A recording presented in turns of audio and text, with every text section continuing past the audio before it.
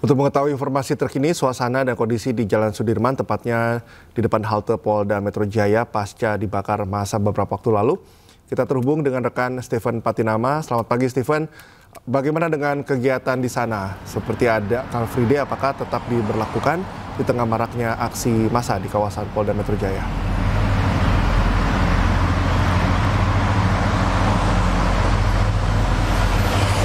Baik, selamat pagi dan Cikal dan juga pemirsa. Jika berbicara mengenai Car Free Day atau hari bebas kendaraan bagi yang setiap akhir pekan atau setiap hari minggunya dilaksanakan di Jalan Tamrin hingga Jalan Jenderal Sudirman ini, menurut keterangan yang diberikan oleh Gubernur DKI Jakarta sendiri, Pramono Anung, pada konferensi pers pada Sabtu kemarin, yaitu Car Free Day atau hari bebas kendaraan pada hari ini tetap akan dilaksanakan ataupun dilakukan seperti biasa. Karena hal ini diambil untuk menyatakan bahwa kondisi Jakarta memang dalam keadaan aman dan juga kondusif bagi masyarakat Jabodetabek khususnya begitu. Keputusan ini diambil untuk memperlihatkan kepada dunia dan juga kepada seluruh Indonesia bahwa kondisi Jakarta yang memang dalam beberapa hari terakhir terjadi sejumlah aksi unjuk rasa di sejumlah titik, termasuk di wilayah tempat saya mengabarkan ini, yaitu di Jalan Jenderal Sudirman, yang merupakan salah satu titik terjadinya aksi unjuk rasa massa dari sejumlah kelompok aliansi ataupun masyarakat, salah satunya yaitu BEM-UI dan BMSI pada Kamis lalu di depan Polda Metro Jaya. Aksi ini sendiri memang dipicu oleh adanya suatu keputusan atau kebijakan dari pemerintah, terutama khususnya DPR, yang dinilai sangat memberatkan bagi rakyat di tengah kondisi ekonomi saat ini. Dan kemarahan masyarakat ataupun sejumlah kelompok ini semakin diperparah dengan adanya salah seorang pengemudi ojek online yang harus menjadi korban jiwa dalam sebuah insiden pada aksi unjuk rasa ataupun pengamanan massa pada Kamis malam yang lalu begitu.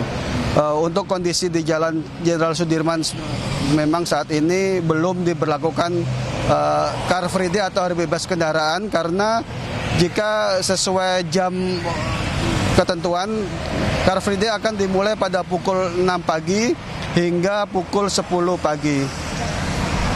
Nah, untuk arus kendaraan sendiri saat ini memang masih dapat melintasi Jalan Jenderal Sudirman ini dan belum dilakukan penutupan oleh pihak terkait. Cikal. Baik, Stephen, kita harapkan juga tetap kondusif pada hari ini. Terima kasih atas informasi Anda. Selamat bertugas kembali. Setelah bertahan cukup lama, ratusan massa aksi berhasil dibubarkan petugas kepolisian dengan menembakkan gas air mata pada Sabtu malam.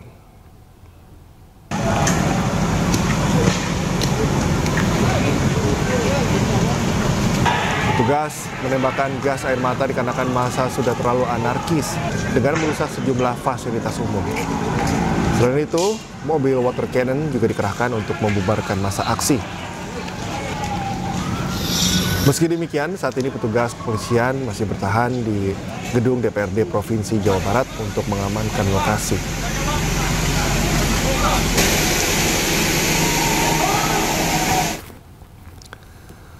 Wali Kota Bandung Muhammad Farhan turun langsung meninjau sejumlah fasilitas publik yang mengalami kerusakan akibat aksi unjuk rasa pada hari Jumat.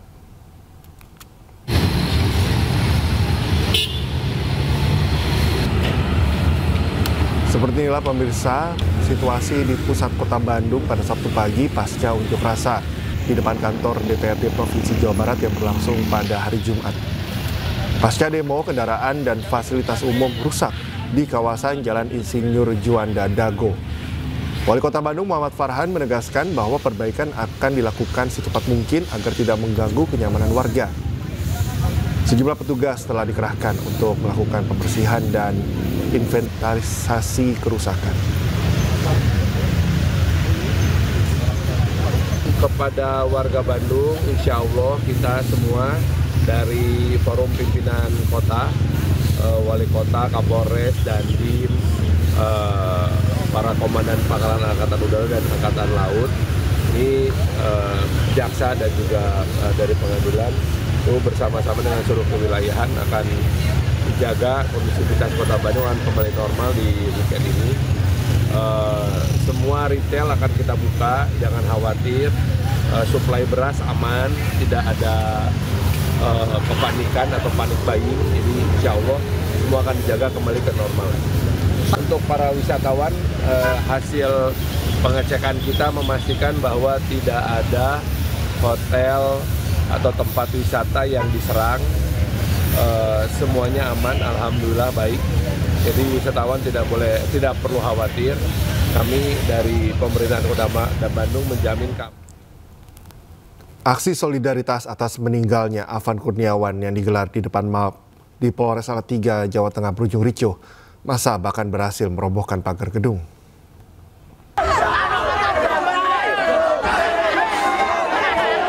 Bentrokan antara pendemo dengan petugas kepolisian terjadi di Kota Salatiga, Jawa Tengah pada Sabtu malam. Massa aksi menjebol pagar dan masuk ke halaman Polres Salatiga. Polisi pun berupaya membubarkan massa. Aksi solidaritas atas meninggalnya Afan Kurniawan awalnya berjalan kondusif, namun aksi berubah ricuh saat massa mulai melempari polisi dan menjebol pintu pagar. Kericuhan baru mereda setelah para TNI diterjunkan ke lokasi.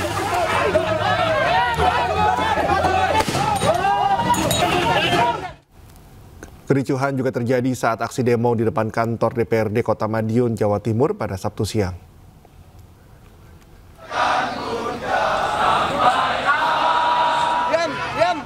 Aksi demonstrasi digelar di depan kantor DPRD Kota Madiun pada Sabtu siang. Para pendemo menuntut pengesahan Undang-Undang Perampasan Aset Koruptor, pembatalan kenaikan gaji dan tunjangan anggota DPR, hingga usut tuntas kasus tewasnya pengemudi ojek online oleh 7 anggota Brimob saat aksi demo di Jakarta. Namun aksi demo yang awalnya berjalan damai malah berakhir ricuh. Ratusan massa di luar aliansi mahasiswa, ojol dan ormas buruh yang terus berdatangan tak terkontrol dan meluapkan emosinya dengan aksi lempar batu ke arah petugas kepolisian.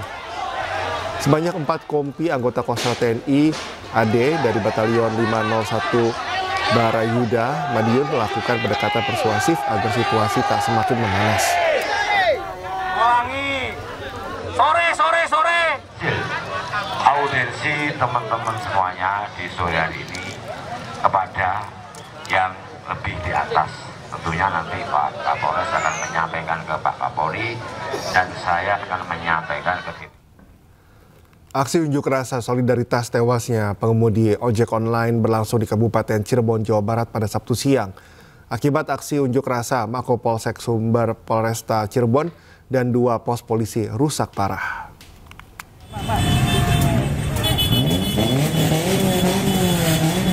Ribuan massa gabungan berunjuk rasa di Mako Polsek Sumber Polresta Cirebon Sabtu siang. Aksi unjuk rasa berakhir ricuh dan mengakibatkan kerusakan parah di Mako Polsek Sumber Polresta Cirebon serta 2 pos polantas di perempatan Sumber. Massa yang melakukan konvoy dari Pantura Weru hingga Sumber ini kemudian menuju ke Mapolresta Cirebon. Petugas yang telah bersiaga di Mako Polres sempat menghimbau massa untuk tidak berlaku anarkis. Namun kericuhan tetap terjadi hingga akhirnya petugas melontarkan gas air mata yang membuat massa membubarkan diri. Petugas pun masih melakukan operasi negosiasi agar massa dapat menyampaikan aspirasinya tanpa melakukan aksi anarkis. Aksi unjuk rasa tersebut diklaim sebagai bentuk solidaritas atas tewasnya Afan Kurniawan, pengemudi ojek online yang meninggal dunia dalam insiden unjuk rasa di Pejompongan Kamis malam. Dari Cirebon, Jawa Barat, Toh Iskandar, iNews melaporkan. Aparat TNI berjaga di kawasan Mapolda DIY usai kericuhan mewarnai aksi demo pada Jumat malam. Kini situasi di sekitar Mapolda DIY berlangsung kondusif.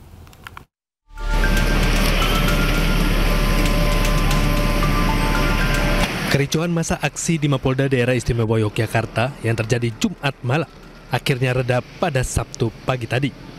Situasi di sekitar Mapolda DIY berangsur kondusif. Ruas jalan di depan Mapolda telah dibuka dan bisa kembali dilalui kendaraan. Sementara itu, aparat TNI bersama Dinas Lingkungan Hidup juga melakukan bersih-bersih puing pasca demo.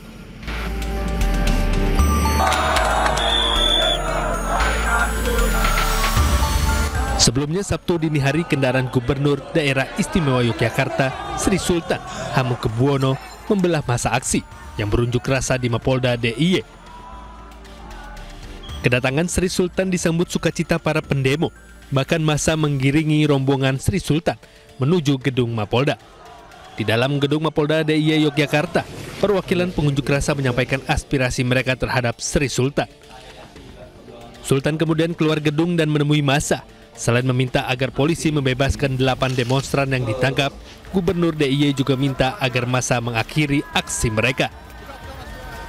Saya berharap demokratisasi itu dilakukan dengan baik untuk mendidik kita semua, termasuk diri saya pun juga. Kami selalu punya diskusi, punya dialog dengan teman-teman dari itu ada problematika yang terjadi. Dan kami memfasilitasi untuk berdialog dengan pemerintah pusat. Sultan berharap situasi kondisi di Yogyakarta kembali kondusif dan warga bisa menyampaikan aspirasi mereka dengan damai dan tertib. Dari Sleman, Yogyakarta, Heru Trijoko, iNews melaporkan. Presiden Prabowo Subianto mengundang seluruh ormas Islam di kediamannya di kawasan Hambalang, Bogor. Pertemuan tersebut bertujuan mengajak organisasi Islam seluruh Indonesia bersama-sama menjaga situasi keamanan agar lebih tenang dan kondusif di tengah unjuk rasa yang berlangsung.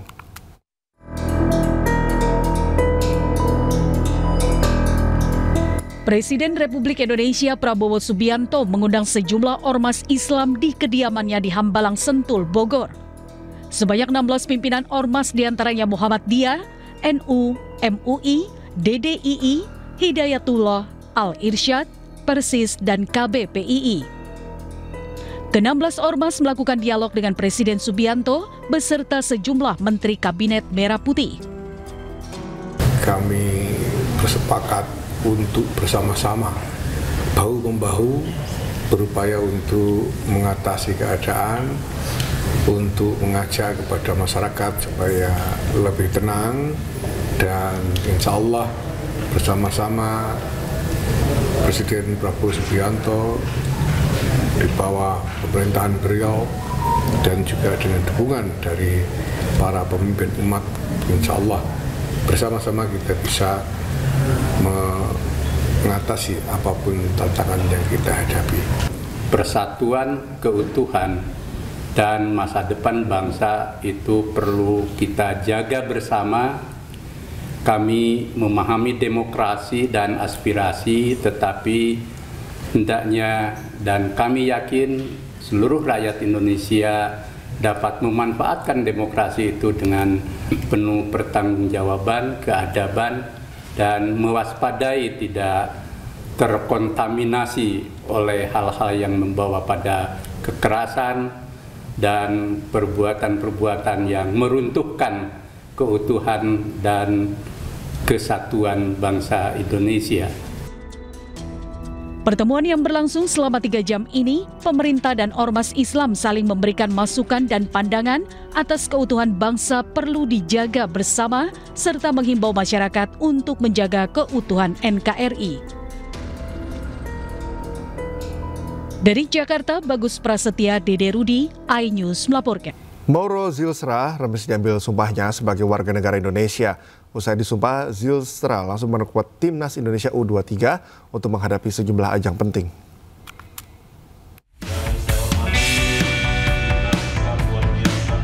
Mauro Zylstra resmi menjadi warga negara Indonesia usai diambil sumpah setia di Kedutaan Besar Republik Indonesia di Den Haag, Belanda. Selain Zylstra, 3 pemain naturalisasi untuk timnas putri Indonesia juga resmi menjadi WNI. Mereka adalah Isabel Koreankop, Pauline Jenet, dan Isabelle Notte. Usai diambil sumpahnya, Zylstra yang kini resmi menjadi WNI langsung berpeluang memperkuat skuad timnas Indonesia U23 dalam menghadapi sejumlah laga penting hingga akhir tahun. Pokoknya kita berharap dengan Mauro diambil sumpah hari ini, beliau sudah resmi menjadi warga negara Indonesia dan siap membela timnas Indonesia. Kita berharap bahwa dengan kehadiran Mauro dan yang lainnya itu bisa membawa Indonesia